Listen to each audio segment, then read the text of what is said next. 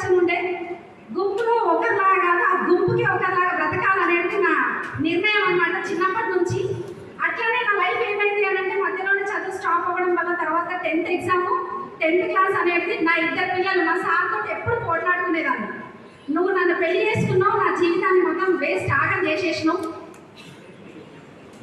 నా లైఫ్ అంతా వేస్ట్ అయిపోయింది, నేను పెళ్లి చేసుకోవడం ద్వారా నా చదువు ఆగిపోయింది మధ్యలోనే అని చెప్పేసి ఎప్పుడు గొడవ పడుతుంటే ఆయన నవ్వుకుంటా, నేను ఎంత సీరియస్గా మాట్లాడుతుంటే ఆయన నవ్వుకుంటూ ఒక మాట ఎప్పుడు అనేది ఏంటి అని అంటే, ఏం కాదు సంధ్య, పిల్లల్ని స్కూల్ పంపించి నువ్వు కూడా స్కూల్కి వెళ్దువులే అని చెప్పి. కానీ ఆయన నవ్వుకుంటూ ఆ మాట అన్నందుకు ఇంకా కోపం వచ్చేది. నువ్వు మళ్ళీ ఇంకా ఇప్పుడు మండుతున్న మంటలో పెట్రోల్ పోసి ఎట్లుంటుంది, కోపం వస్తుంది. ఈయన కూడా ఈయన చేసే పనికి కూడా అట్లనే ఉంటుండే.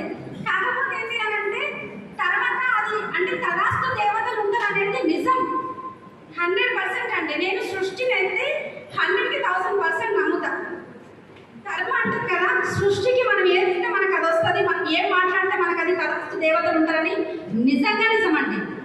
ఎందుకంటే నేను అన్న మాటనే ఏమైందనంటే మా సార్ అన్న మాటనే అది నిజమైంది.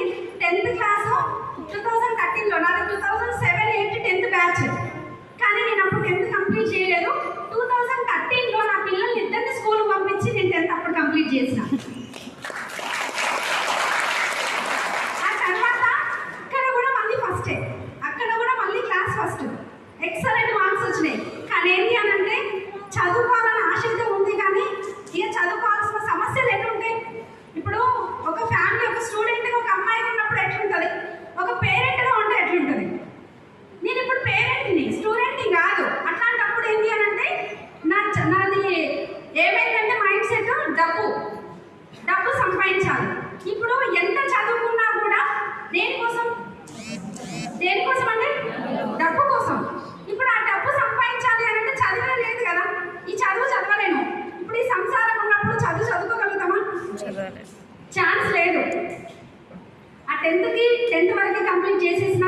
ఆ తర్వాత ఏంటి అని అంటే పిల్లలిద్దరిని ఇంకా స్కూల్ పంపించి తర్వాత టైలరింగ్ చేయడం, తర్వాత జస్ట్ 20 రోజులలోనే మిషన్ కుట్టడం నేర్చుకున్నా.